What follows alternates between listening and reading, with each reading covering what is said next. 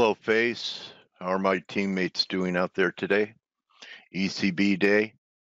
So the focus, of course, is going to be the euro. Euro on the verge of breaking down 113.20. It's been a line in the sand. Not quite there. Just want to give you a perspective. Here's my bearish case in euro. Down here, 108. Okay, and if you want to get real macro, you look at how things are unwinding in France for Macron. Well, you know, his election launched this whole move to the upside in euro, and there's a gap here. I believe it would be about 78.6 back of the whole advance from 103 to 126. So anyway, we're holding this 50-week right here. We'll see if Draghi can save it. Markets probably, of course, discounting that they're not going to sound real hawkish. So that would be a surprise. I'm not sure if he has a press conference today. We'll see. I think this also was a big consequence, and a stronger dollar is not going to build the case for this recovery in indices to continue. I had this line drawn last week in the NASDAQ, breakdown on Monday, Tuesday. We were off Monday, trying to recover. The only thing that makes me think there's a possibility of another new high is you could retest and tag a broken trend line at new highs. And on the 4-hour chart, it was a confirmed high. But so far, it's looking like this was a failing rally, and so far this too is a failing rally off yesterday's break. So we have to start clearing 6,700 for continuation, and S&Ps look like 2645 for that to happen.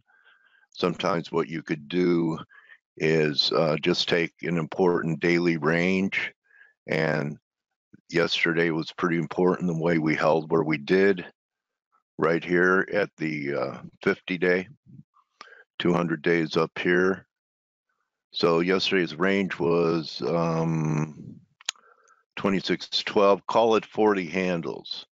So the potential is if we take out yesterday's highs, another 40 handles would take us up to 2690-ish, which is still in the sell zone. As far as I'm concerned, would like to see that. Talking my book because I'm flat. Played the eclipse over the weekend and covered on Tuesday.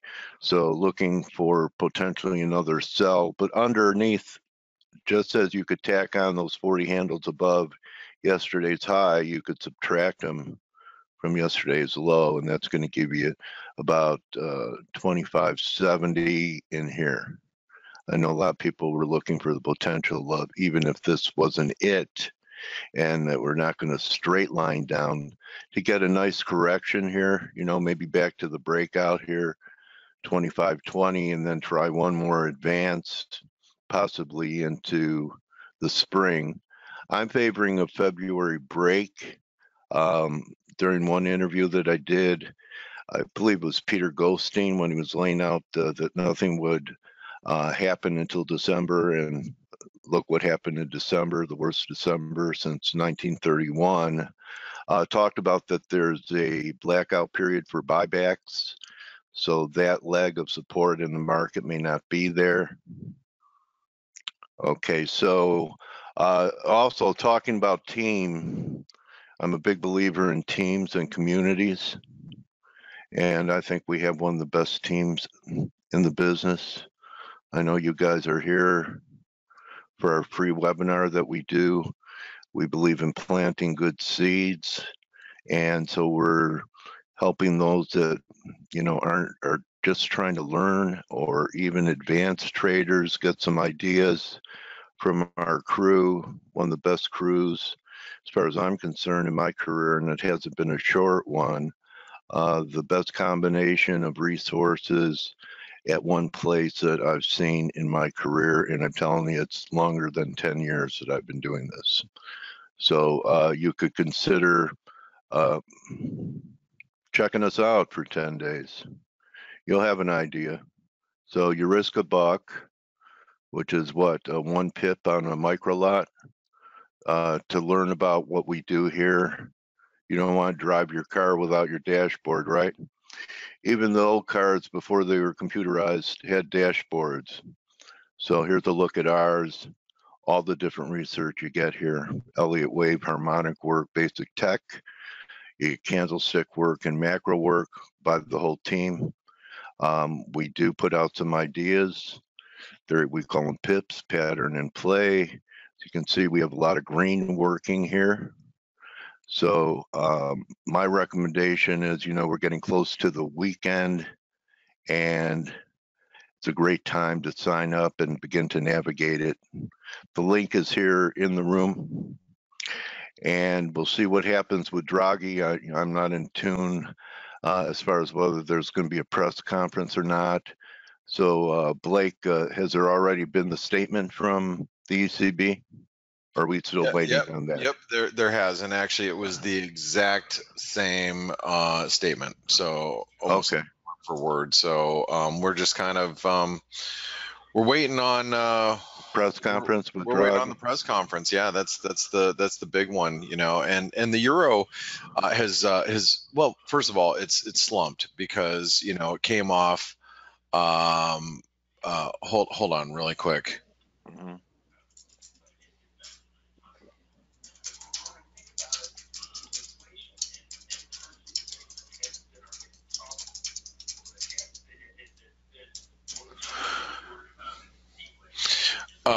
Okay.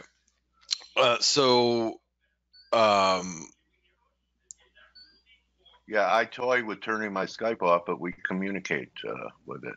Maybe show up on another screen. I'm glad I'm not writing on our Skype chat that I'm scratching my genitals at the moment, and I hope you guys enjoy it. Oh anyway. My God, Blake, you don't have crabs, do you? So as far as the euro goes, the eurozone PMIs came out, and they're weak. I mean, we talked about this yesterday that the risk of the PMIs slipping, especially like the French. I mean, look at the French services PMIs; they slipped below 50. Now their manufacturing didn't, but the services PMIs have, and I'm going to say that's probably broadly expected. The German manufacturing PMIs, though, the move below 50 is probably not as expected. So that is a little bit of a risk to the euro. Now, what I'm surprised at is the ECB press conference didn't change, or excuse me, I'm sorry, the statement that didn't change at all, which, I mean, it's gonna be really important to see what Draghi's tone is through the meeting here. It's going to be very important to see what his tone is and how dovish he sounds, because the market is expecting Mario Draghi to be dovish. That's what the market expectations are. And if he is dovish, the euro will break down. I think the euro will break through the 113 level, and we're going to start seeing some of these lower levels. Yeah, that's about a 3-month sideways uptrend on the verge of a breakdown. Yeah, I mean, you I didn't know you were as bearish as you were the euro. It looks like you're targeting 108. Yeah. I'm not quite there yet. I got to see us really, break through the 112 level in order for me to become really bearish. Yeah. I think 110 you're looking for about. I remember you talking 110 a while ago. Yeah, I mean, should we? I thought this was going to break down a long time ago, and it really hasn't. And so I have to admit that the euro is a lot stronger than I thought it'd be right now. Now I am playing the euro on the long side. I bought it this morning at 35, so I picked it up at 113.35. I already spun out of very small position that I'm just going to hold through the ECB press conference here, and because my thoughts it's a high risk trade too, right? It is. I mean, you're right or wrong from here. Market's Right expecting a dovish ECB president, and if Draghi comes out and he's not super dovish, if he just kind of like status quo, we're going to see what happens. You know, the euro could squeeze back to 114, 114.50. So, but I've been planning to trade this and play it this way since this weekend. So if you listen to the week ahead video, you knew this is my approach. Is I'm going to play it on the long side down here. It doesn't mean I'm going to be right, but that's what I plan on doing. I like the shot. Well, you know, I think it's eventually going to go lower. I just don't, you know, if I had to draw it out for you guys, which I will, I think, you know, I think it goes up before down. Mm-hmm. But you know, we could just break down from here. We could. I mean, it is realistic to believe. Now, one of the other issues that the euro has is, you know, and I have to you know, mention, like I did this weekend, it's a two-piece equation. It's not just the euro, it's also the US, and this slowdown is not Europe specific, it is globally. So what we're going to start seeing here in the US is we're going to start seeing economic data markedly slow down as well. So, you know, you can sit here and, you know, you can sit here and go, oh, well, you know, the Eurozone PMIs are below 50 and, you know, the ECB is going to be dovish, but I could argue that the Fed's going to start to become a little bit more dovish here too. So, you know, just banking on the US, you know, US dollar going straight up from here is that's a tough argument for me. I think it is more of a global phenomenon, not just a Eurozone phenomenon. So anyway, that's why I'm hesitant to be too bearish the euro down here. Not at this time. Technically, I just need to see the 112 level really break down. Thank you, buddy. Yeah. So I mean that for me now. The cable's pulled back to the 130 level. So this is typical. You know, we hit the 200-day moving average. Everybody knows that was a 200-day moving average. I actually sold a portion of my pound longs that I picked up at 130. I sold them yesterday at 130.77, I think is where I sold it. And I've been scaling back in at 130.30 this morning. So and I've got room to buy even more too. So I'm willing to pick up the cable as we come back down towards the 130. We might actually come down to 129.95, which is this is a 38% retracement of just this last leg higher. And as I pointed out yesterday, this is more of like a cup and handle pattern. So I like to be long on these dips. And so as long as the euro doesn't break down, you know, obviously if the euro breaks through 113, that's going to spell a little bit of a problem for the pound, because that's going to be more of a dollar outright move, I think. So, you know, that's just, you know, something that I think we should be thinking about. If the euro dollar breaks down, you got to be very careful on being too aggressively long the pound down here, because the pound could follow suit. It could end up being a dollar move, not just a euro move. It could end up being, you know, the dollar across the board. So the Aussie, we had a very strong employment data last night, and a lot of people were wondering, well, why did the Aussie sell off? And so one of the things, well, the thing that you guys gotta understand about the Aussie, because you know, the Aussie dollar, right after the jobs report came out, the Aussie, you can see it here, it rallied, and we were sitting here, and all of a sudden the Aussie broke down. Now, why did the Aussie break down? It's because there was a report about there was a report that commercial banks are raising lending costs. So the Aussie slipped as a result of that. So, and which undermines, you know, the strong data that we saw. So you got to be careful with the Aussie dollar here. The Aussie dollar is still trading on very weak footing, and that's the reason why it slipped. So if you guys are, you know, wondering, oh man, it was a strong Aussie data, how come you know it fell? That's the reason why. Now, a lot of people were taking advantage of that in like some of the crosses, like the pound Aussie. The pound Aussie slipped overnight, and it slipped down to 182.60, and then it rallied up to 184.20. And you know, as I had mentioned, if you're gonna pick up these pound pairs, you got to do it on a dip. So that was something that that provided some opportunity yesterday. Amanda's saying, Blake, that it's the NAB report that took it down. NAB. Is that correct, Amanda? NAB was a bank raising rate, is it? Oh, that was a bank. You know, no, the NAB data wasn't out last night. Not that I saw. It was a lending report. I was actually talking to my office about it this morning. We were all discussing the reason why the Aussie pulled back the way that it did. Oh, National Australia Bank. Okay. Oh, is the National Australia Bank? Their report on lending rates. Yeah, and that is the problem, and that's one of the. And again, you know, wholesale funding dependent banks are facing higher foreign funding costs, and that is the real risk to what Australia is dealing with. And so, you know, I mean, you know, the Aussie slipped as a result. So, you know, it's constricting the economy. We're getting into an age, Dale, where we have a tighter monetary policy everywhere. Yeah, exactly.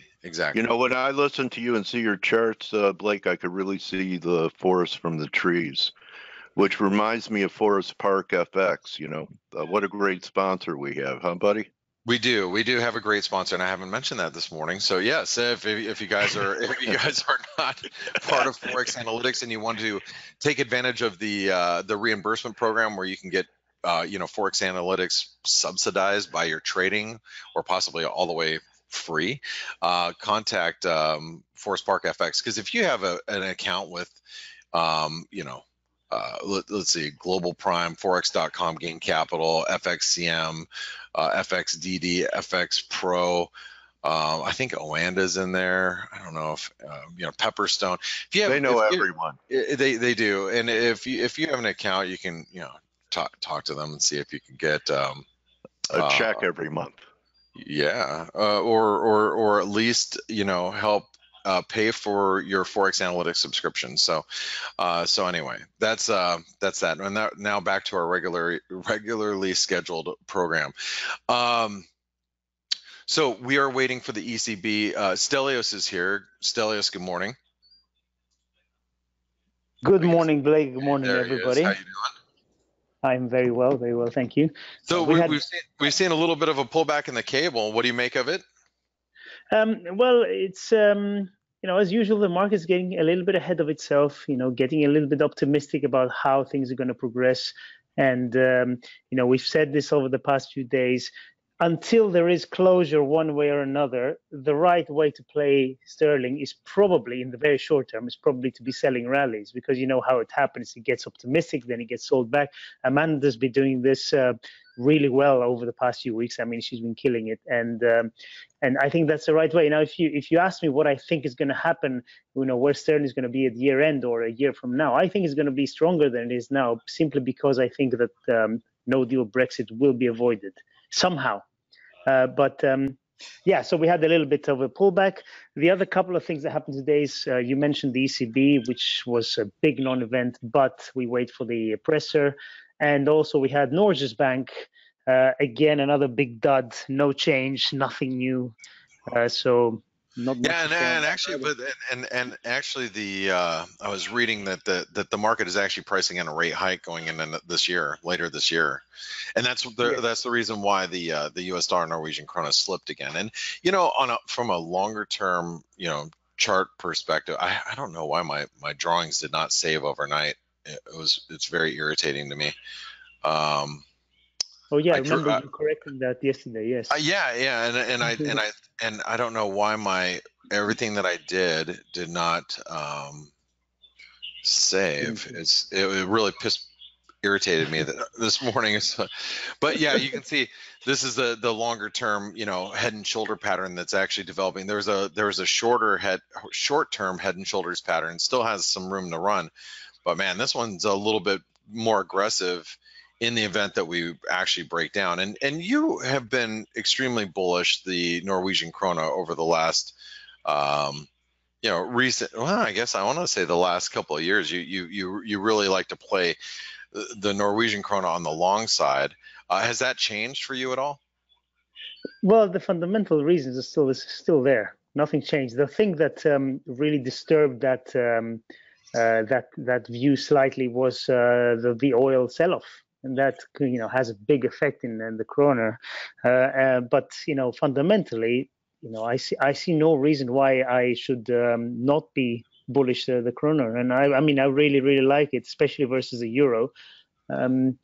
But it's difficult because the central bank itself comes in and goes in the markets and sells a NOK against euros. So you have some powers against you if you're a long NOK like I am. I've been short Euro Norway for a while now. I mean, the good thing is that it has a slight positive carry, so at least you get that. But any big spike, I like to sell that in Euro Norway in particular. Very good. Okay, well, let's talk about, we have the ECB press conference coming up, and let's talk about the scope of a couple different things that may happen here. So let's go with the obvious. First of all, Mario Draghi, he's dovish. Okay, if he's dovish, we have some downside targets in the euro dollar come in around the 112.35 level. That would be the 127% extension of this move. So in the event that we get a really dovish, surprisingly dovish Mario Draghi, you got to start looking at what does a breakdown yield. So what is a breakdown through this channel? This here, let me just. What is a breakdown of this 4-hour channel yield? 112.35 is the 127% extension. You can see it's going to coincide with some support horizontally down here. I mean, anywhere between this 112.35 to 112.20. If you guys are looking for downside targets in the euro, I think that's a realistic, even intraday. I mean, because look, if the euro stops below 113, it's going to be pretty aggressive. It should be a fairly aggressive move. I think you're going to stop out a lot of stale longs. Even traders that maybe have bought up here at the 115 level that are like, oh, we're eventually going to see 120s. You're going to see a lot of those longer term longs get stopped out, in my opinion. Now let's talk about the other potential. Let's say that Mario Draghi just he really just kind of is not very dovish, and he's just more neutral than anything. He doesn't have to be hawkish, and I don't believe he's going to be hawkish, but let's say he's just not that dovish. If he's not that dovish, the important areas that we've just been at were around 114, the 113.80 to 114 level, and that was it was a 24% retracement back before we made this marginal new low here, just over the last couple hours. But you can see there's a 24% retracement. So even if you go down to let's just say we mark the low here, bottom line is all the way through 114 is going to be pretty big resistance. Now, if we can clear 114, then that gives us some bigger opportunities. Let me do this again. So just so we have all of our, okay. So there is the there's the 127% extension. I'm gonna use a different fib scheme here, so you can see the differences between the two. So if we do get, like I said, if we do get a relatively hawkish or just less dovish Mario Draghi, then we have to start watching the 114 level. And I think if we break 114, that opens up the door for moves up, 114.20, 114.50. I think that's what we would be looking at for today. Nothing much more than that. Just also keep in mind the market is pretty much set on selling the euro, so that means that any type of significant rally in the euro dollar, whether you're 114.20, 114.50, you have to look for selling opportunities. And I say that because it is the market is looking for places to strategically be short the euro. So what I'm trying to say is the market is looking to sell euros on rallies in the event we get that type of opportunity. So if you take where we're currently at right here is 113, let's just say 113.30, roughly we're about in the middle of where I think we could go today. So 114, maybe as low as 112. 30 or 40, and the press conference will be starting in the next 5 minutes. So that's just something that I'll be watching for. Okay, so let's go over to the cable. So again, the cable, I think we're going to find some support down here around the 130 level. Aussie's under a little bit of pressure. 38% retracement is going to come in around this big previous support zone, resistance zone. So just look for 70-30, 70-40 to offer us some pretty decent support. Kiwi dollar, we basically rejected the triangle resistance, which you guys remember from yesterday's big deal. The dollar Canadian, we still have our possible bear flag pattern developing. So if you want to be bearish, the dollar CAD or the dollar in general, shorting it up here makes sense, especially if you think that equities are going higher than, Oh, one of the other things, Stelios, are you still here? I am still here, yes. Okay. I do have something to add. Going live over here. What's that? I do have something just to add before the press conference. Go ahead. If we have some time. I just wanted to say that you mentioned the krona, you mentioned CAD. Something to keep in mind for the people who trade these currencies or oil is that there is a little bit of trouble, not a little bit, but there's trouble brewing in Venezuela. I mean, I don't know if you've been following this, Blake, but Maduro won the elections, in whatever way he won them. But anyway, he won the elections earlier this month. But now apparently there is the opposition leader has declared himself as interim president. And Trump acknowledged that yesterday. Yes. Quite a few countries actually have, and so the world is polarized again on this issue as well. And you just have to remember, even though Venezuela, because they're in dire straits, their production has dropped over the past few years, still they're a big oil producer. So if something happens, there's going to be potentially a shortage in oil production. Just something to keep in mind if you do trade oil. I know some guys that before this happened, I talk to, I get information from people that are, kind of on the edge of looking at things, but actually said that because of the pressure of Mueller that he thought there was a chance for some type of military adventure in Venezuela to distract. And then this happened. And actually, I heard that the Pentagon is, on notice. They're saying to evacuate Americans from Venezuela, but who knows what else. And they do have a resource, so it's a rich target. It's a rich and easy target, don't you think? And actually, let me just mention that Simon was in the chat room asking about Venezuela yesterday. I'm like, I haven't really, and then I'm like, he goes, is that going to affect the FX much? And I'm like, I'm not sure. It hasn't thus far. And then I was doing some reading on this whole situation as well. So basically, you got to watch for crude, because crude could get an unreasonable spike higher.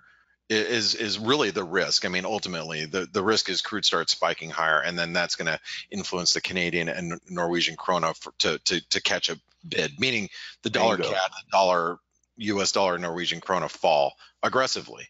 So right, and that's basically the gist of it. Stelios. Yeah, Absolutely, and we have to remember Maduro still controls the army and the national. I can't remember the name, but basically controls the oil as well. So he controls the resource, and he has the army. But you never know what's going to happen. It's pretty explosive at the moment. I mean, the situation from what I read. Obviously I'm not there, but we could pull a Noriega. You know, he was our friend once, and we went into Panama. Can you guys hear these the noise in the background for me? That's the press conference. I'm piped in live right now to the press conference, so it's a direct line from my office that goes directly to the ECB floor. So it's kind of cool. I bet Velu could find a way during ECB for us to have the whole webinar hearing it. We can do that at FX Street. Yeah, I'm sure there's a possible way, but I'm not gonna. I'm trading this, and the reason why I'm here with you guys today is because Steve is out at the moment. So I'm usually off the webinar, and you guys can't hear this because it's only in my office. But this is typically what I'm listening to the whole time, and I have the volume turned up at the moment. So. Yeah, like I said, I've got a small euro dollar long, and even if the euro dollar caught a bid because of something that Draghi said, I'm gonna exit as we approach 114. It's not very big, and I'm not getting aggressive today. I am getting out if we drop below this support. If we start dropping into the 113, teens, that's where I start to go. All right, well, it's not worth me even hanging around any longer. So. Stand by. Just so I want to mention, we had jobless claims in the US slightly better than expected. We're near full employment, so yeah, not really going to change anything. All right, so here we go, live to the floor. Well, I mean, I can hear stuff, and I tend to pay less attention to his words and more attention to the price action. Oh, this is a really. So I listen to this versus the TV because there's no delay for what I'm listening to right now. Versus some people that if you're watching, you might have a 10-15 second internet delay, which it's really not a super big deal because I tend to pay attention more to price action anyway. So. Remember when someone attacked Draghi a few years ago with popcorn? Yeah. It's the one girl. She became famous on Twitter. Young girl. Yeah, she had confetti, I think. Yeah. Oh, confetti! Yeah. He ducked. Yeah. So I wouldn't want to have him in a foxhole with me. That's Euro's under a little bit of pressure here. Just taking some stops.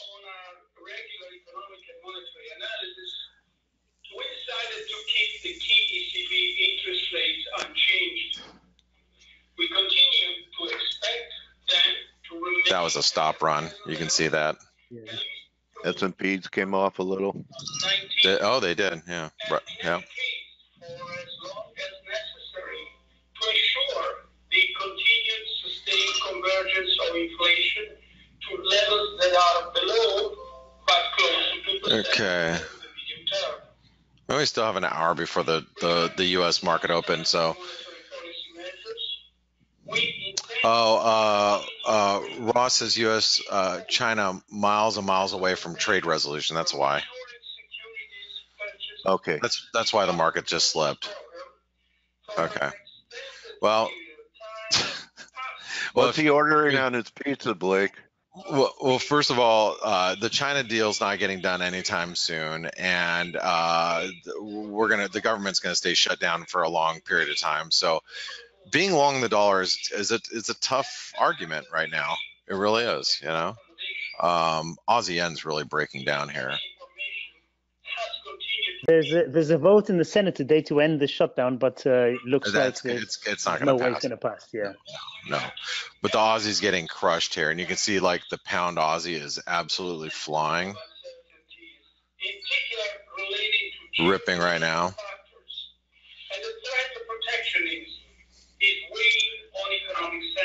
Euro's coming under pressure. At the same time, support Now, just remember, this is his. These are his comments. This is his speech. The meat comes in the questions, I think. Yeah, you got to stick around for the Q&A. Don't get too aggressive down here. I'd like to ask him if he subscribed to ForexAnalytix yet. But what I am going to do, hold on. Let me do this really quick. Darn S&P, it's not going to wait for me. I'm a little cautious about that, so I'm going to pull my pattern and play off of the. Sorry, I got to pull my pattern and play off for the for ForexAnalytix here. Stand by. I don't like these spikes lower, so I'm trying to do this with. Hey, Windsor. Hi, Zig. Hey, so you have an interview today? Yeah. Okay. Who do you got? And by the way, the euro is spiking higher here. Peter Goodburn. Got it. Okay.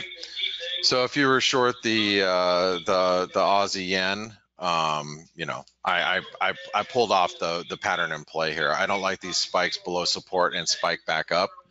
So just a little FYI. Amazing, isn't it? Though on no real information, we got the stops below in euro dollar. Now it's going back up. Yeah, it's you know, it's you got to wait for his comments. But yeah, they're just out there fishing for stops. That's all they're doing. But what is real here? I think the Aussie move. I mean, I think there's some reasons for the Aussie to be weak. But playing it against the yen, you got to be very careful because equities, I don't know if equities are truly bearish at this moment, you know. Comments, blah, blah, blah. So let's,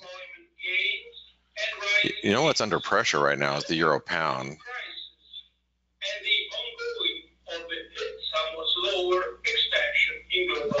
I mean, we're near trend lows here. And yeah. If you guys showed that nice chart yesterday, is our chart of the day yesterday. So yeah. Oh wow, the euro just slipped again. Hold on.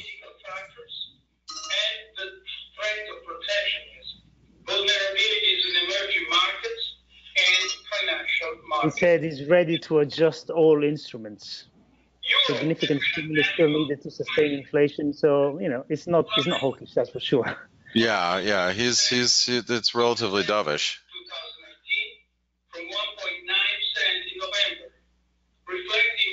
Risks to the economic outlook move to the downside. Yeah, this is all getting a bit dovish now.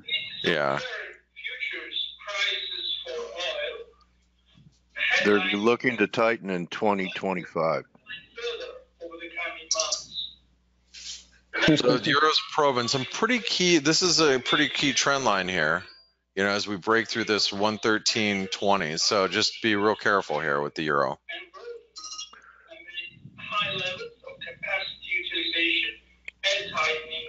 So normally this would put everything under pressure. S&Ps have come off. I don't know. You know, the market's How like about the gold? They want a dovish ECB. They like dovish central banks. Yeah. Gold made a new low trying to recover. So crude, maybe this dollar strength will take crude down to, I know we have this worry about Venezuela, but potentially 49, 48 would be a right shoulder in crude. So yeah, we'll see. The euro, by the way, is kind of back up to 15. My charts are slower than my live feed. My live quotes are actually faster. So these charts are actually a little bit slow. Just FYI. Yeah, we took out the stops from. It looks like it. Oh yeah, we're right now. It's January 2nd. Yeah. January 2nd, the low was 1306. It went right to it. Yeah, we did right to the lows. So if we do see a big downturn, what do the ECB do? You know, they have to go very negative in rates. I mean, sounds Again. scary, but Yeah. yeah. Maybe that's what the Bunds have been saying for weeks now. Yeah. Is to significantly support borrowing conditions for firms and households' access to financing, in particular for small and medium-sized enterprises. Okay, so and credit flows across the euro area. there's a just so you can see some of the news stream as it's hitting. Yeah. Underlying inflation is to increase over the medium term. That's in line with their forecast, so he's not saying something new.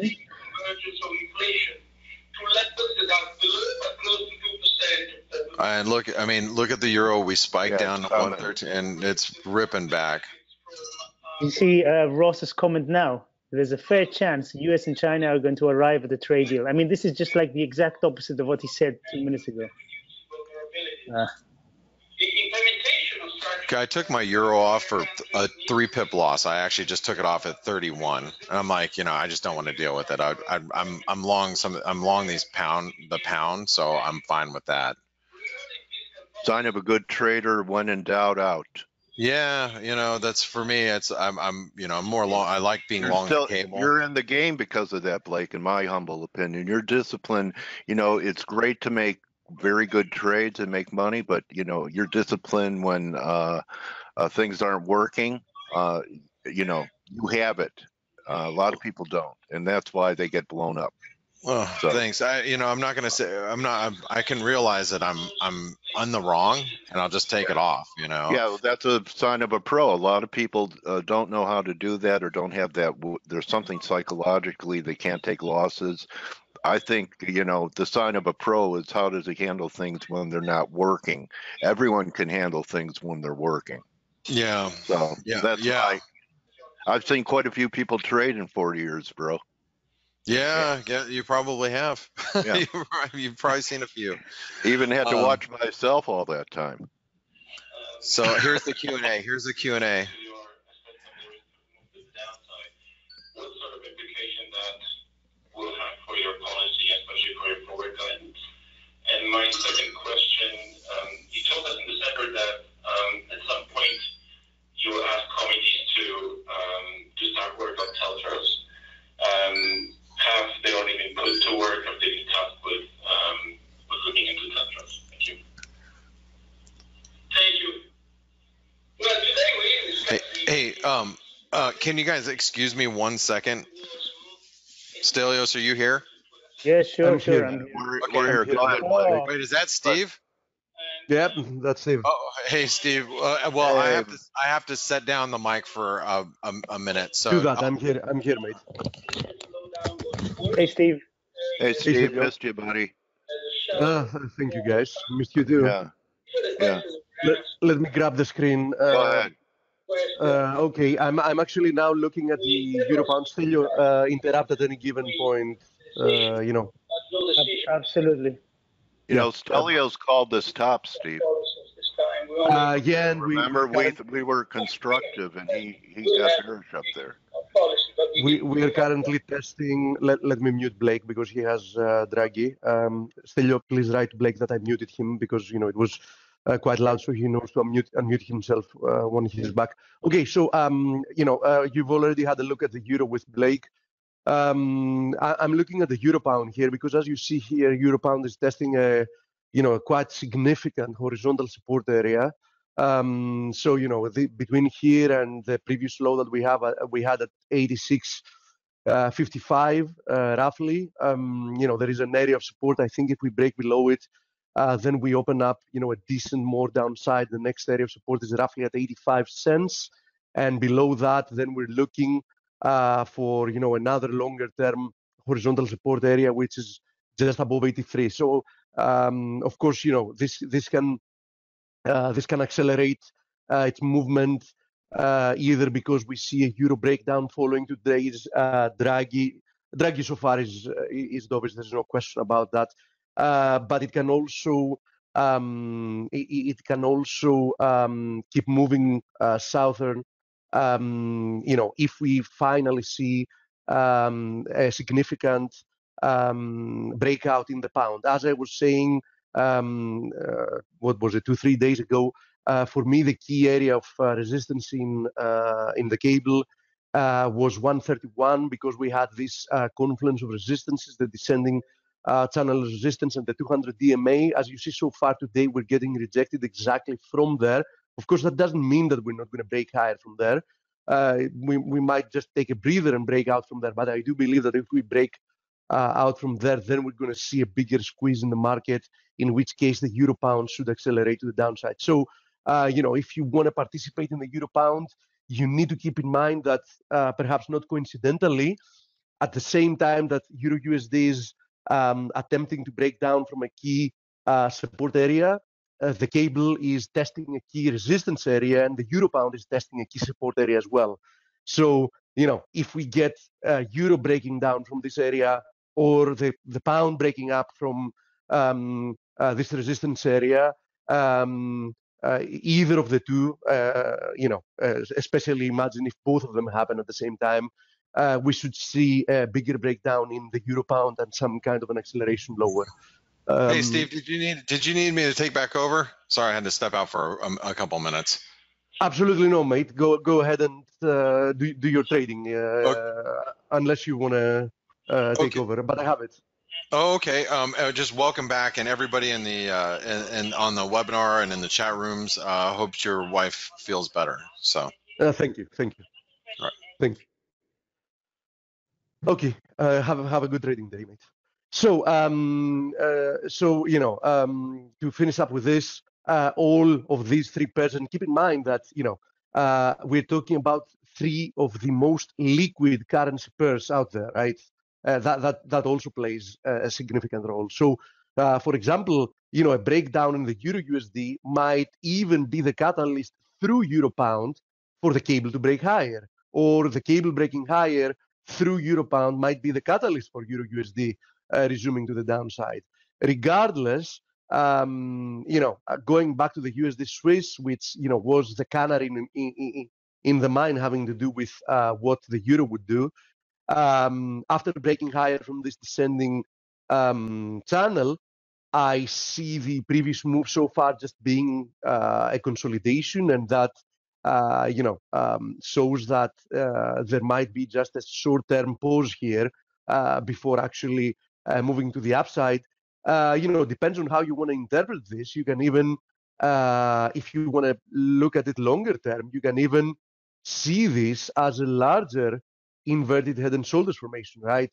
So I think that a break higher from parity, a little bit higher than parity from this previous high, is going to point to much further gains in the USD Swiss. So I think you should be very, very careful trying to fade what the euro is doing, because it might work out. But if we keep on breaking levels, then at some point, instead of pausing, this whole move might end up accelerating. And as we were saying, this whole rebound in the euro USD has no indication that it is impulsive in any nature. Oppositely, actually, it looks quite corrective. So if we do close below this trend line support, the next area I would be looking for support is, and let me zoom out, this longer term. Let the chart load. Okay, as you see, between the beginning of 2015 and when we finally broke out from there, 2.5 years later, in the summer of 2017, the euro was trading within a descending channel. So if you extend this descending channel as a resistance, you're going to see that this is where we found support at that low that we had in November 2018. And this same trend line might be the next area of support, which currently passes from 112. If we try to make another attempt to the downside, but definitely, it's going to be a bearish development closing below this ascending trend line. So I would not be trying to fade this move. I'm not saying it can't work, but I think that it looks extremely dangerous to try to fade. I think that the chances are that we might see some continuation. The data globally have been coming more or less worse than expected. The European data especially so, given the fact that Germany seems to be slowing down as well. There is still a decent amount of optimism remaining for the US economy. Personally, I think that that's not going to be confirmed in the medium term, but regardless, there is an amount of optimism left there. And there is definitely also, which we don't have, one of the reasons why the US is still performing somewhat better is the fact that oppositely than the EU and the Eurozone, Trump made sure that the US got stimulated through the fiscal side as well. I mean, the tax cuts, in essence, were a form of fiscal easing, right? So that is what kept the US economy going for a little bit longer. At some point, I think that their fates will be converging once again, but for the time being, fighting the trend in the short term doesn't make much sense. Speaking of which, going to the DXY, as you see, the move lower in the DXY certainly did not look impulsive in nature. As I had said, for me to start looking lower in the DXY, I would want to see a break lower from this confluence of supports roughly at 95. We didn't see that. Oppositely, we saw a rebound from there, and we had this descending channel which we're trying to break to the upside. We've actually already broken above, but let's see if we're going to see some continuation. But I have to say that this chart so far doesn't seem like it's ready to roll over. So this is another indication that probably you should not be trying to fade this dollar strength at the moment. Now, last time I was here, I was talking about the potential of getting rejected. I was specifically saying that we were in a do or die zone having to do with stock indices, and we did get rejected from there in the short term. Now, I still have my short. I actually closed a little bit exactly at break even when we passed through the 26-20 area in the S&P, because I wanted to reduce my exposure, but I still have 2/3 of my position, with that being the cost average. I do think that we might see more weakness from here, but there is a good chance that this is going to prove to be a corrective move. So I don't want to overdo it in trying to pressure lower. I do think that 25.9 is very likely, in any case, under any scenario, even a corrective move scenario, is likely to be tagged, and I want to see what the market is going to do from there. So far, as you see, we're being supported by the 50 daily simple moving average. So far, that has been supporting the price action here. Now, if we have a look at the rest of the indices, Dow, as you see, I was talking about this ascending wedge and a potential false break higher from this trend line resistance. So far, that seems to be the case. I was saying the exact same thing about the Nasdaq, that perhaps we falsely broke above this trend line resistance. We did dip back below it, so it remains to be seen what's going to happen from there. The VIX definitely found a little bit of a beat, but nothing to write home about. Now, having to do with the DAX so far is holding the back test of 11,000.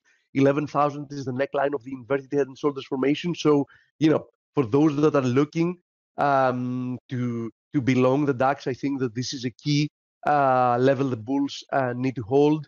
FTSE came back, retested this area, but we seem to be breaking below it. So as long as we stay below this broken triangle, the path of least resistance is probably still to the downside. So probably I wouldn't be trying my luck being long there. And this is the Nikkei. I was also mentioning 3 days ago the potential that this was an ascending wedge. So far, this looks like it can be the case. I need to see some continuation. So I think this covers more or less the major indices. And now I'm going to open the question box and see what we have here. Stelio, in all this time, anything significant coming out of the mouth of Draghi after any smart questions or anything unexpected or that he hasn't already said, anything he decided to stress during the Q&A? Stelio?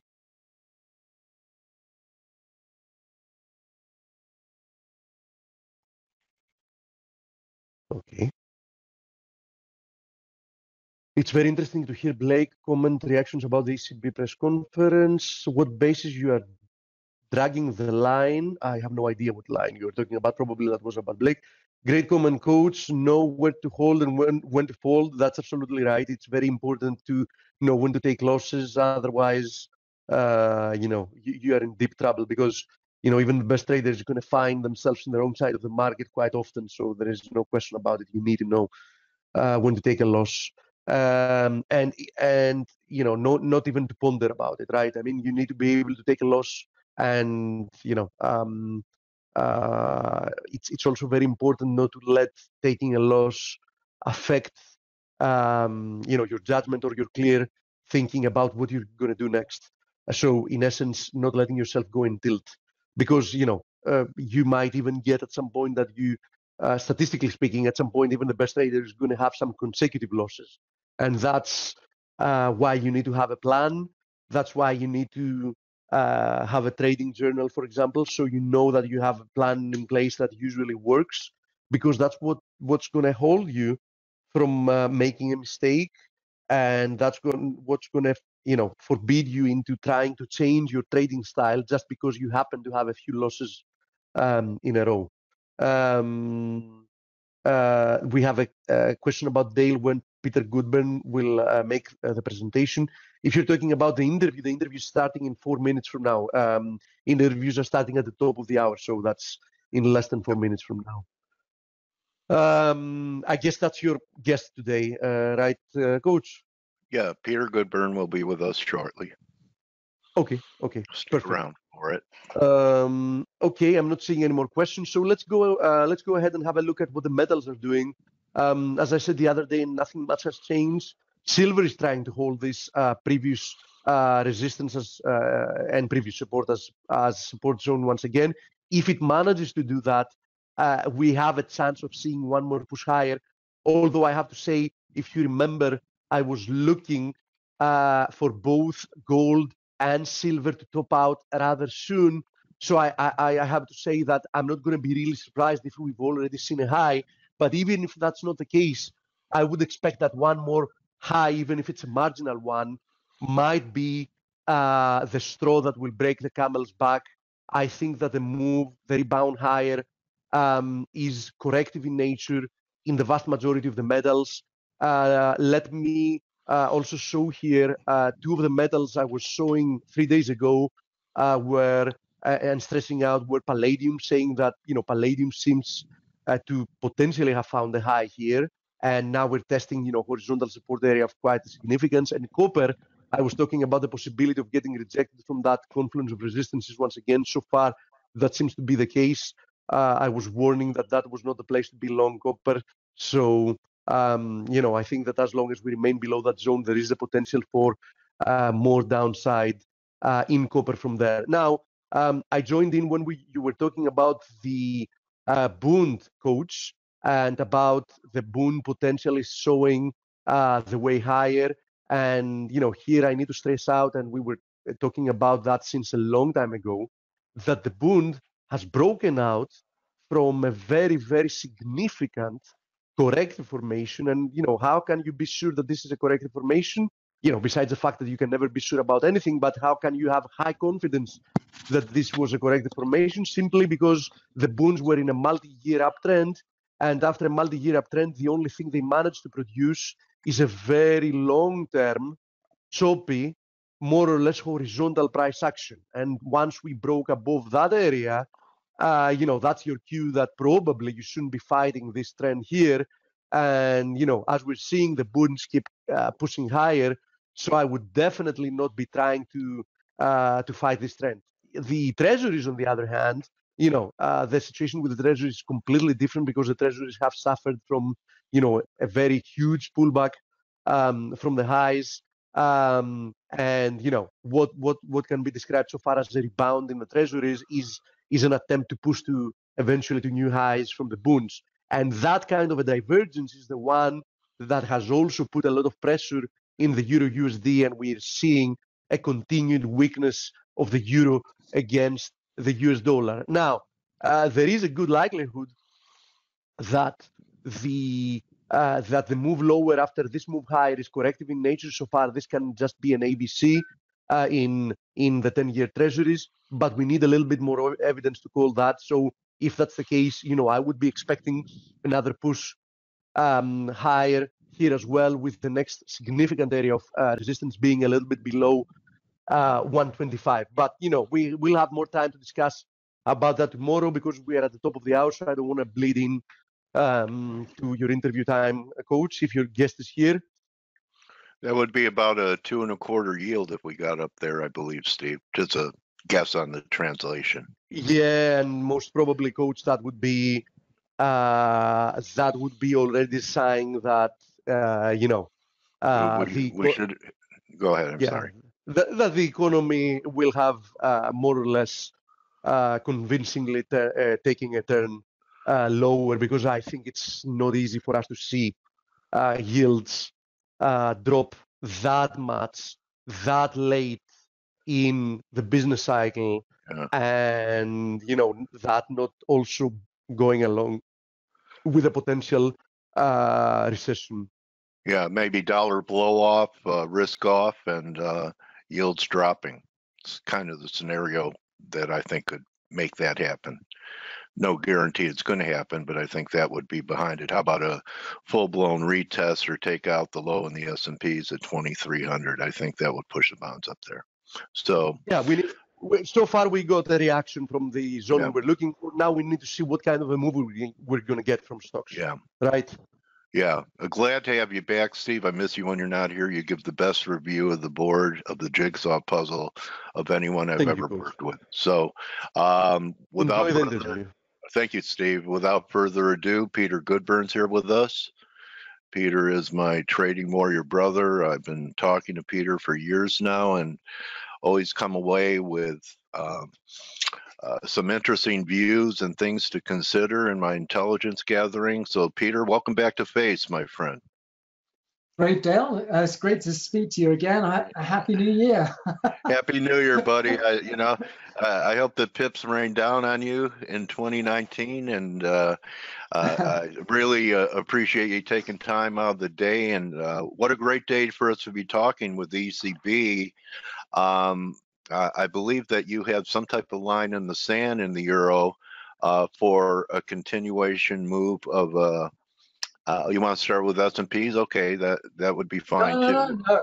I just saw a little prompt coming up on my screen, so I thought I'd better click it. Okay. All right. So let's start here. So we had that rally in the S&Ps Friday. You know me, I kind of look at eclipses and change of seasons and things like that. Actually, the eclipse put in a short-term top in the S&P. Is the recent sell-off this week enough for you to call it, say, I know your terminology would be a reversal signature? Have the S&Ps signed on the dotted line yet, or do we need more evidence?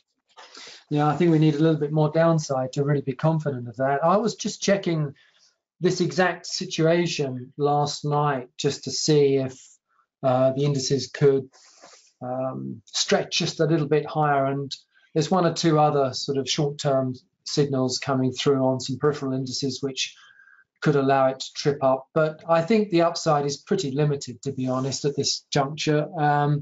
And the bigger question I'm trying to answer is just how far do we drop next? That's going to be the next, I think, important thing to answer, really.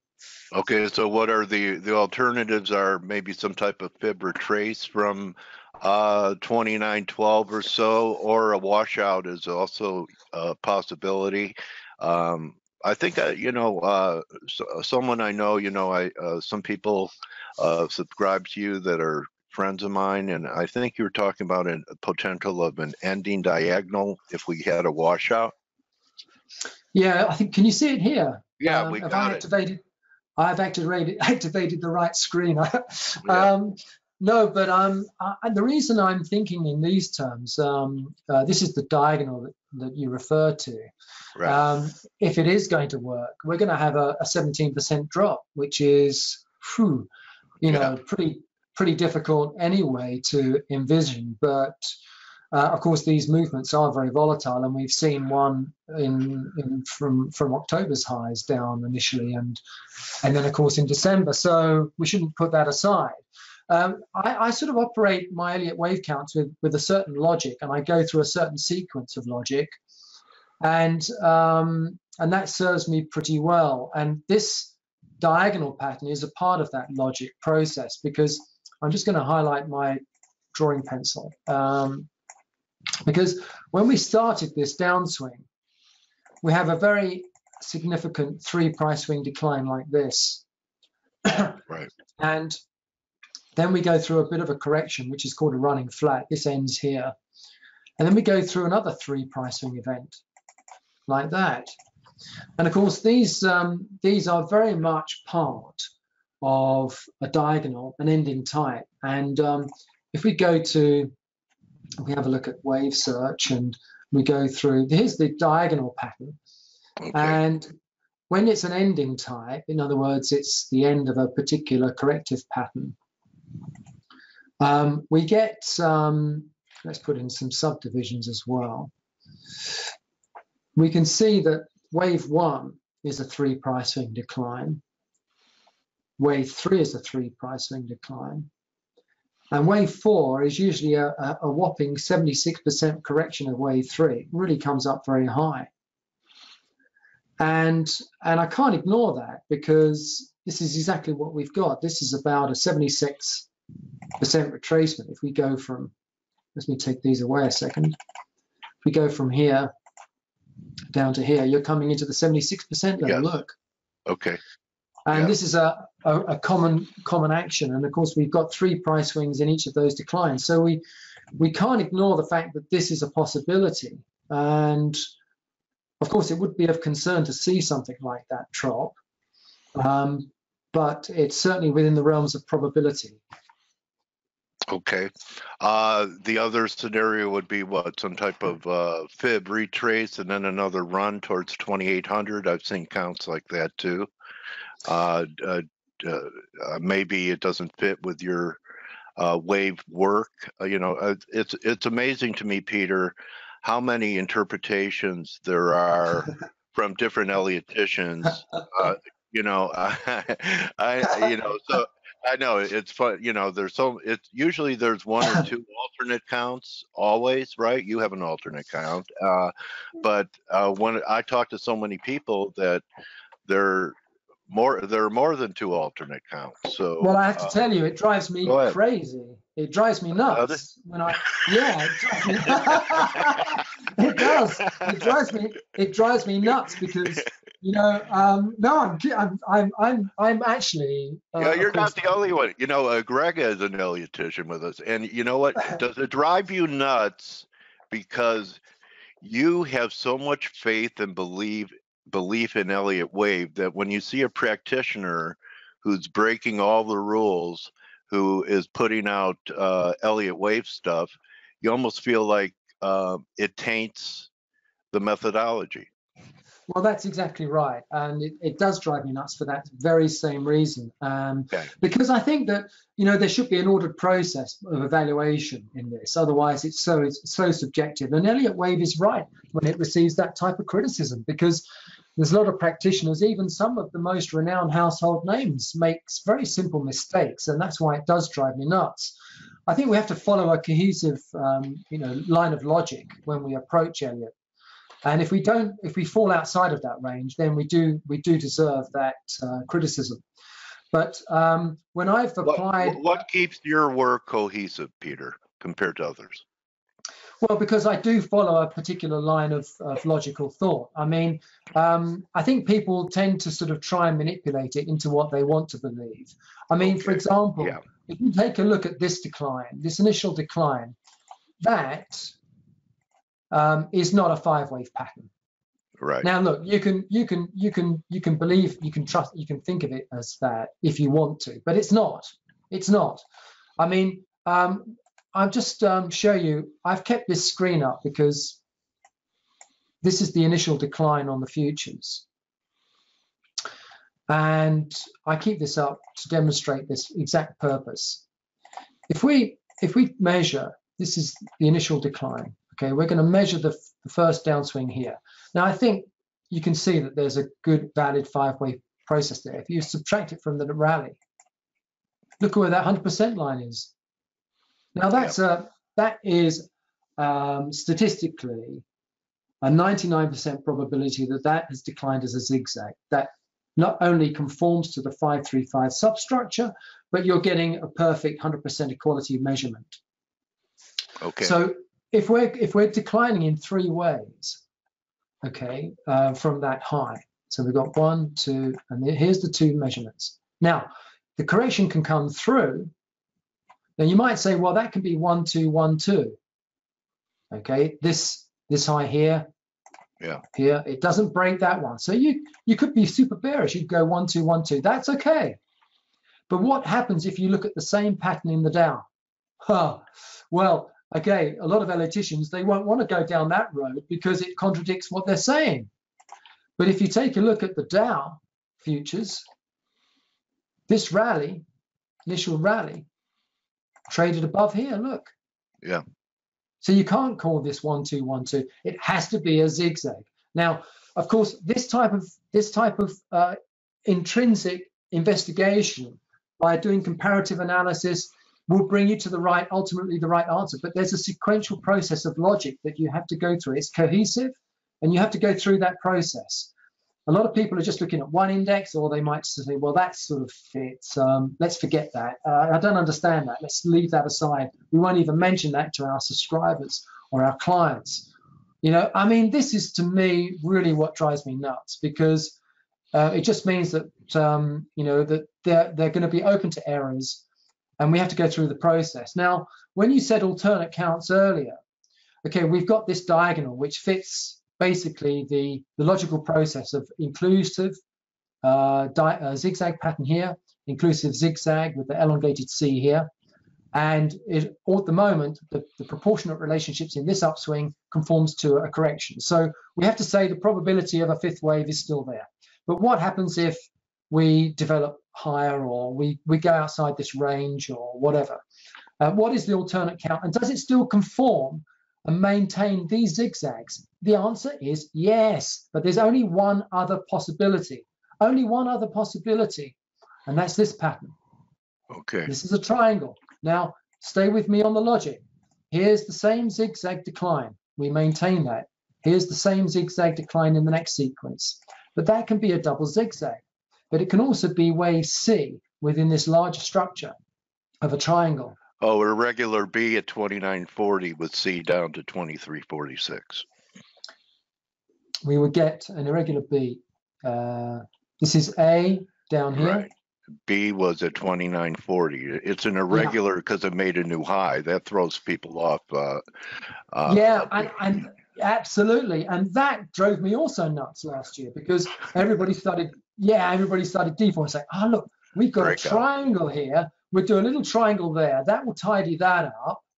But the validation of a triangle is inherently poor, because look, you're supposed to, in a triangle, you're supposed to keep the boundary lines so that these waves touch. If you draw the boundary lines there and there, you can't include the top. And also, if you try and do that on several other indices, peripheral indices, it's impossible. Hey, try and do that on something like the New York Stock Exchange Composite Index. Now, I'll show you can't do it. It's not possible. Yeah. So please, you know, you've got to try and make sure, if you're going to do this logical process and do it thoroughly, that you've got to make sure that everything conforms and fits together in a neat bundle. Otherwise, your whole thesis is falling apart. Let me ask you this, Peter. You know, different indices have, even though they might be in the same type of sector, like let's use a broad stock indices. So are the best trades when most of them are in harmony and saying the same thing, rather than perhaps a couple are saying one thing and 3 or 4 are saying something else, and how do you rectify it? Well, you have to, it's a good question. I mean, you're the best at asking these questions. This is great, because when you get, say, positively correlated indices, and they have slightly different quirks, which they do, each of them have pretty much slightly different quirks. The great thing is that if you can reconcile those quirks through the Elliott wave count process, and they keep the pattern integrity whilst the synchronization alignment is still there, then you have really the very strongest signals, and your conviction level goes way up. Okay. You don't need then about 5 different wave counts, because how can you trade a conviction level if you've got 5 different possibilities? And you can feel it through someone's voice if they're telling you something. Oh, well, but this could, oh, that, and then it's. I mean, or you open 5 separate accounts. yeah, exactly. Well, we know that little game. But, yeah, what I'm going to show you now is a sort of a compilation of my worksheets with some peripheral indices. Now, this is the New York Stock Exchange Composite Index. To the top right, we've got the World Global Stock Index. This is the Banking Index, bottom left. And to the bottom right, we've got the FTSE All World Index. Now, this was the same development last year. And I actually like these patterns because they show an inherently different concept, but they have pattern alignment. So when we start looking at 2018's inherent decline, look at what happened when we started to recover from the February lows into the late September period. We didn't get higher highs on any of these. Right. You know, and yet they had conformed to certain prerequisite patterns, double zigzags, namely most of these, particularly the banking index. And they got down into some really nice bid price ratio levels into those December lows. So these ones effectively are putting in quite a significant low. And importantly, what's happened since is that these upswings are developing into 5 price swings. So, okay, that means that it secures these lows. I doubt very much if they'll break, but have these 5 price swings ended yet? Well, they could squeeze up a little bit more, but it means that upside is limited. Once that's finished, we can get a very good secondary retracements. And as you know, second waves can be very deep. Yeah. And they can come very, very close to breaking the low. And they also they can masquerade and imitate impulse waves, because they start something like this. They come down in a little move, they rally, and then they suddenly accelerate like a third wave, but it's not. It's an elongated C wave. And this is very typical of second wave retracements.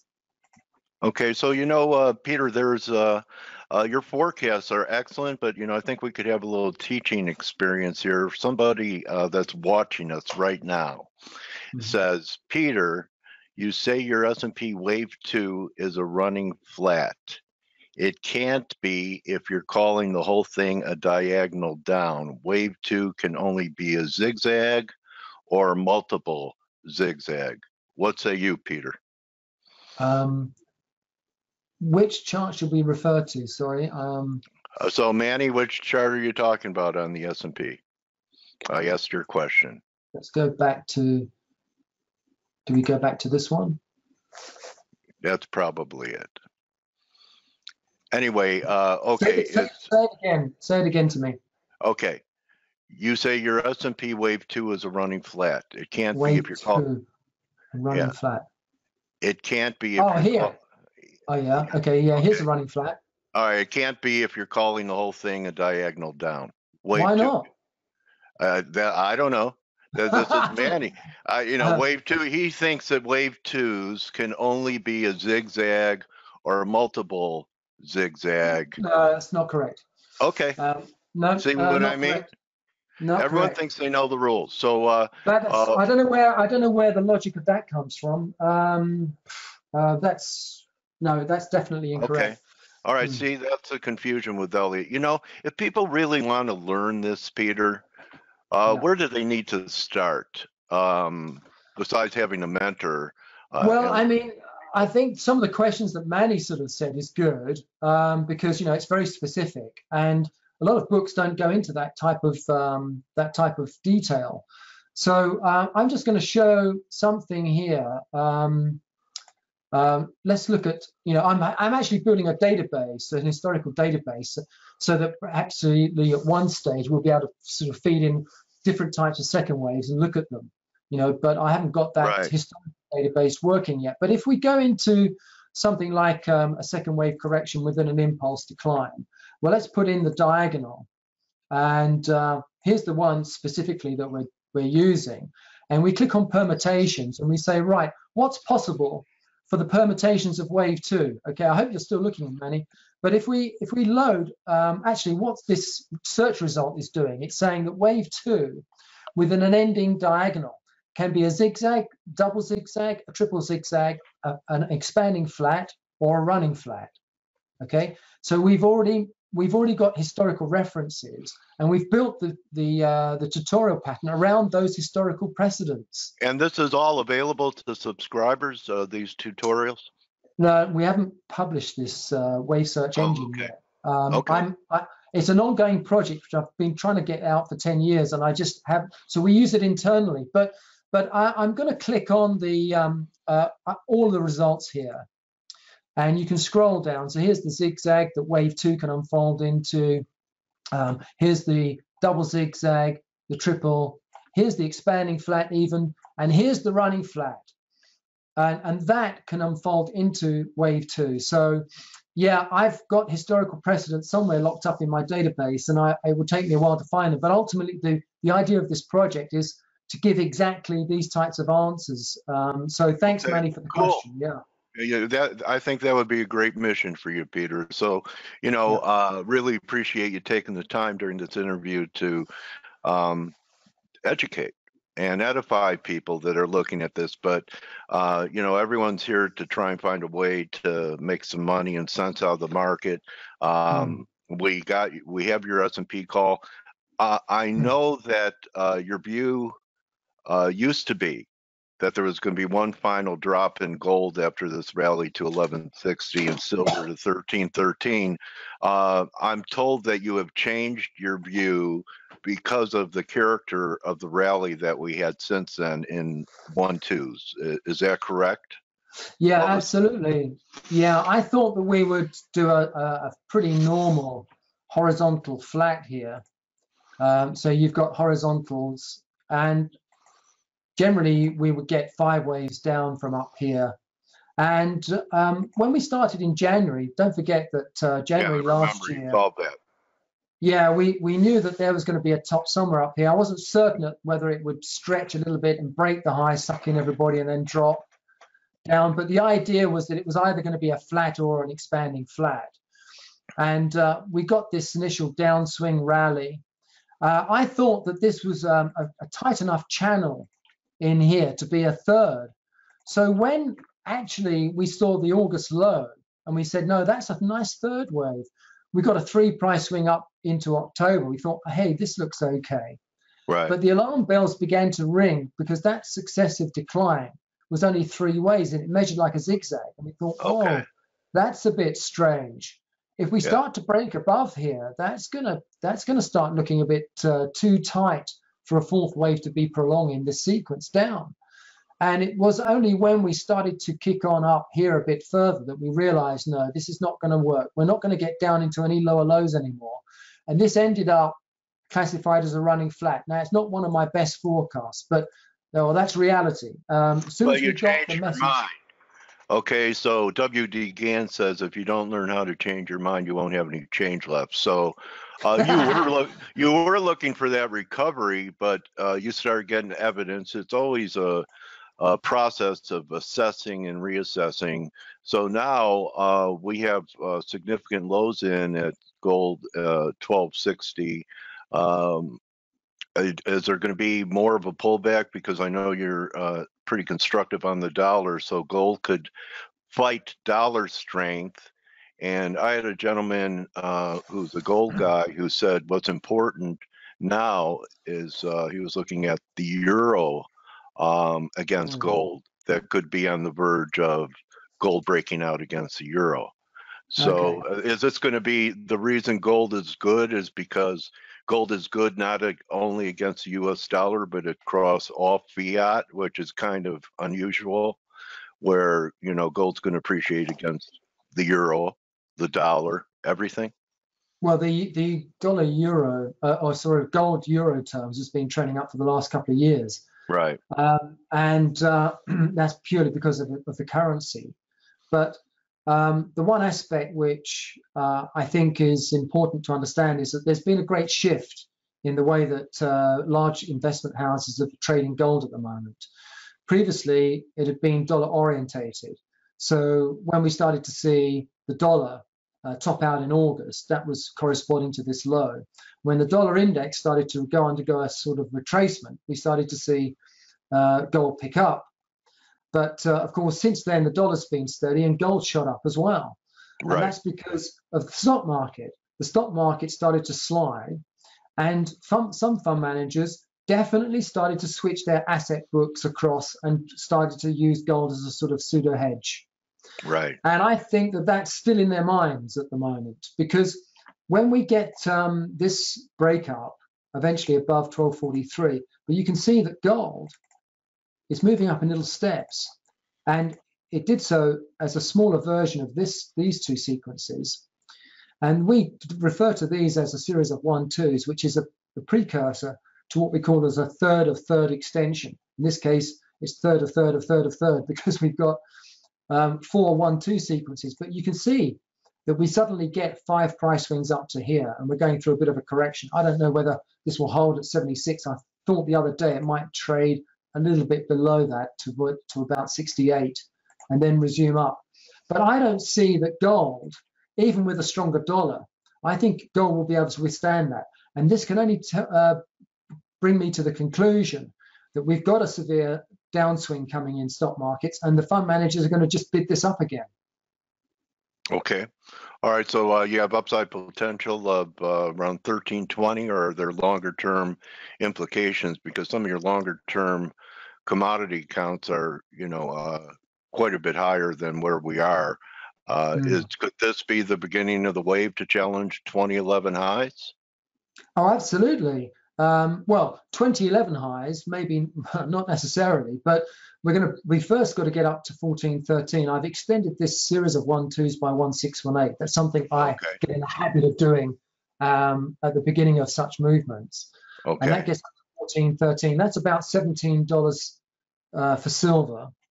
But if we take a look at the bigger picture, we're going to start seeing what we'd hoped for after this consolidation phase, which is, let's move along to this one.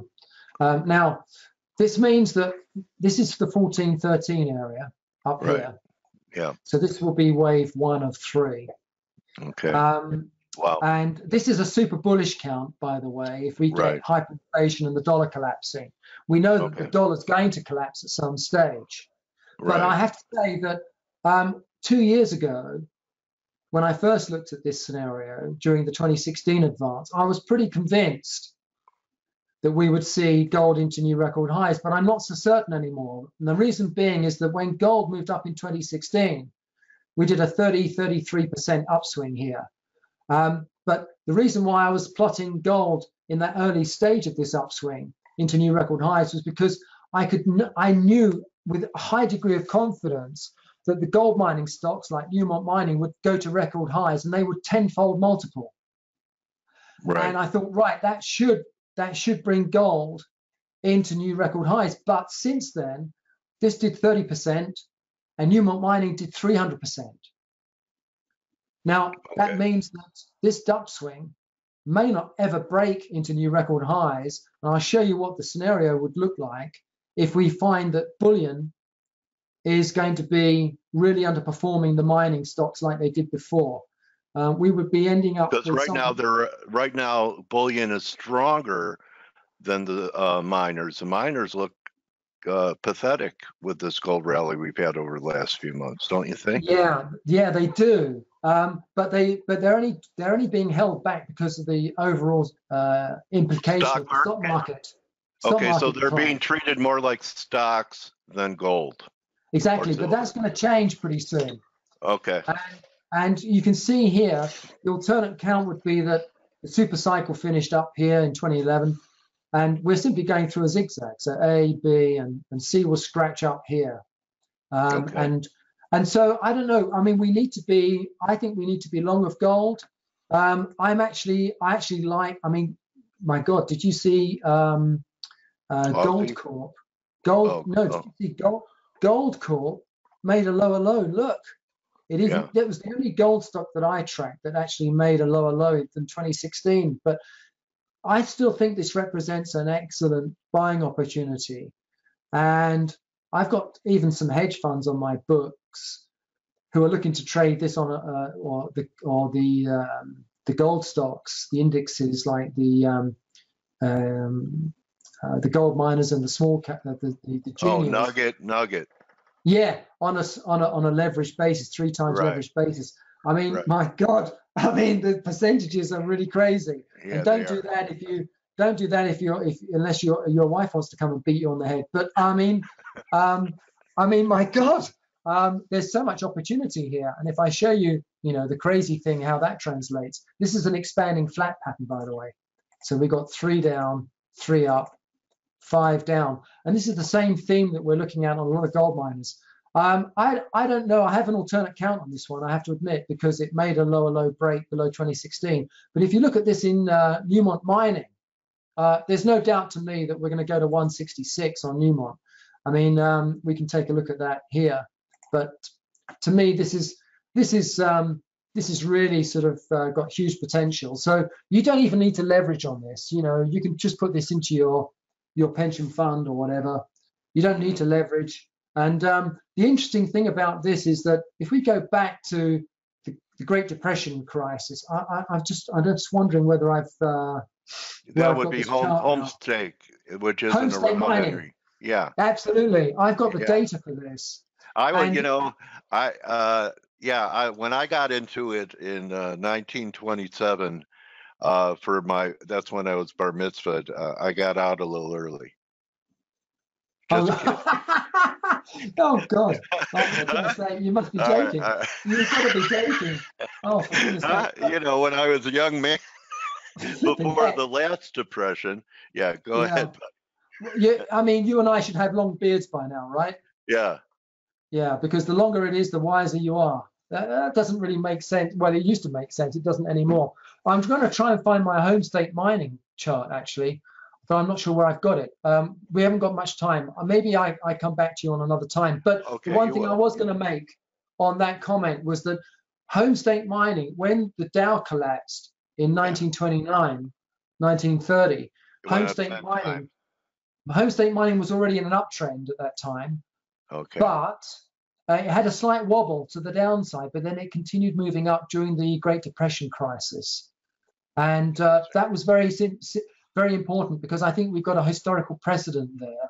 So if you do want to go long of Newmont mining and maybe some of these other mining stocks, they're probably a good way to, here we go. It's probably a good thing to hold them during any major collapse that you have, because here you can see it's covered up a bit, but there's a slight wobble. Yeah. But you can see that Homestake, which is in gold, had a slight wobble during the collapse. But look at that. I mean, it basically, it kept its trend going right the way through. Yeah, it looks like 30 cents to 350 or something like it's 280.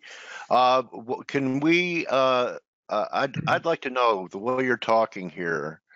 Are you still a believer that the market, like we get one more washout in the market, if that ending diagonal works out, that the end of the bull market in equities could be by the end of 2019, and then from a past letter I read, then we enter a generational bear market?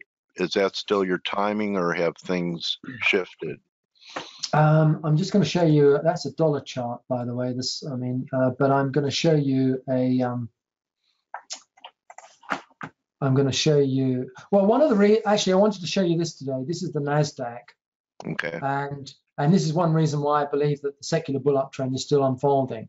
I think a lot of Elliott wave practitioners think that we've hit major top and there's going to be an almighty collapse. But I think that you've got to start looking at this in a just slightly well, look at the Nasdaq from the October 02 lows.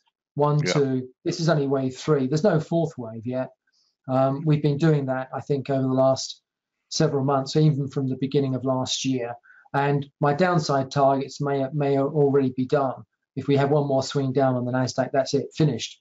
We're going up then. We're going to make new record highs. But coming back to your question, this is a long-term cycle of the Dow, which I featured in our annual video reports. And actually, I've offered this annual video report out to subscribers at very low cost pricing, which I can show you towards the end. Okay. And it's one of the charts. And you can see that I've connected the tops in 1835 and 1929, which is the 94-year cycle. And that gives us an idea that somewhere up, it could even extend to 2023. I have got some other cycles, which a friend of mine from Hong Kong. That's good news. Well, it would be, wouldn't it? I mean, I definitely think that we could stretch out to 2021. I don't think we're going to go through a top this year. We haven't got enough time to complete the uptrends in the commodities. Okay. And we haven't got enough time to finish like things like the emerging market indices that we track, and a lot of the biotechnology indices and the banking indexes.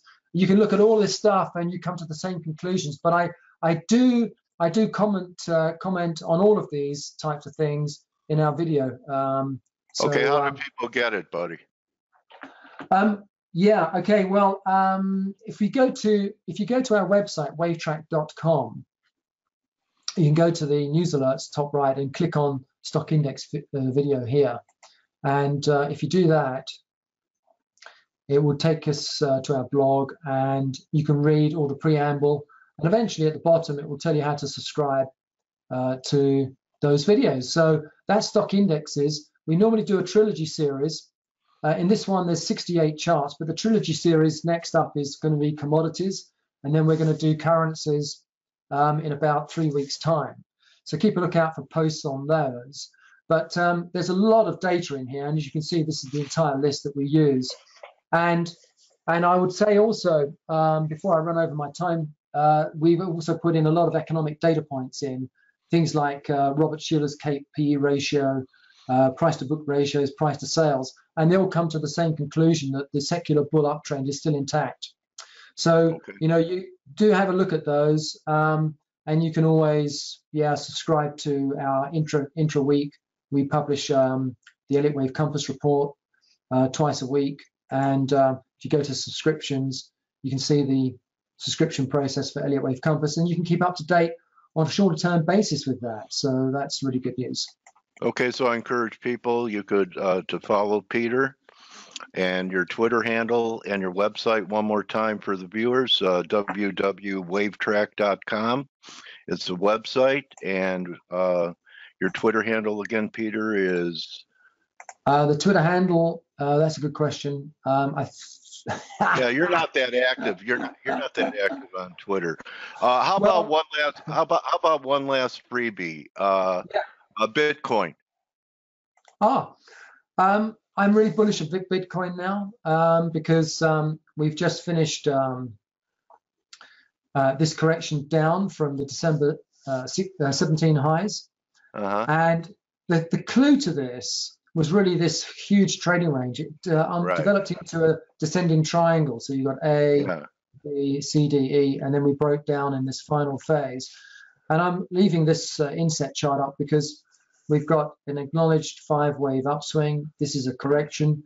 So, Bitcoin revival, I think. I mean, it's that would imply that we go to that'll put some smile on people's faces that are down 80%.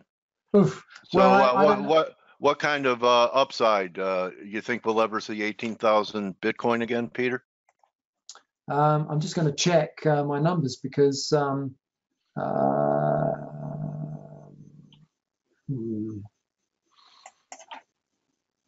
wow. Yeah, something like Well, this is log scale. So, Right. but I, if you work with log scale as often as I do, and you look at very long-term charts, you tend to trust these prices, even though they look fantastical at the time. But yeah, I think that this is a correction down. I think we've got higher highs to develop. Even if you say higher highs, you're still looking at huge multiples. So don't worry about the numbers. Yeah. Okay. I really appreciate having you here, Peter. I hope 2019 is great for you. Appreciate Thanks, you coming in and sharing your views and having a little debate. Manny is still debating you. So he's saying, he said he found something in a book, and Manny, why don't you get a hold of Peter, send him an email to continue this. He says it is not incorrect, Peter, according to the Elliott wave principle. All the waves diagonal must be a zigzag. The only exception. I'll just say one thing. I would just say one last comment on that. Page 87. Yeah, one aspect is that everybody sort of refers to textbooks, and a lot of them are not always correct. Use empirical evidence, use your own eyes and your own research, and develop. Elliott wave was never, when Elliott finished his entire manuscripts back in 1926, he wasn't finished, and we have computers now. We can build up a big database on recurrence. So don't always trust what you see in textbooks, because they were written, most of them, a long time ago. They've never been revised and edited.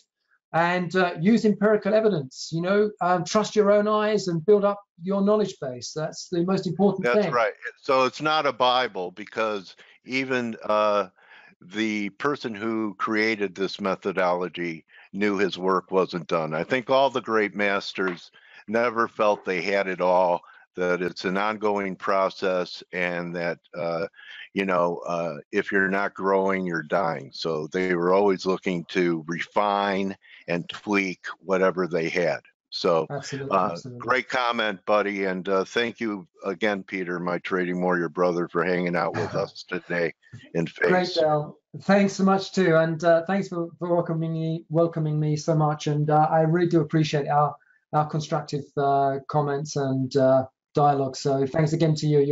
You're wonderful, really fantastic. Thank you, buddy. Mission accomplished. Some great ideas were shared. And good luck, buddy, and let's keep in touch. Adios. Adios. Okay, everyone, that's it. Hope you enjoyed today's webinar. And Peter, remember, don't just count your pips, count your blessings. Yen selling off, S&Ps are selling off. And we'll see everyone for TGIF tomorrow.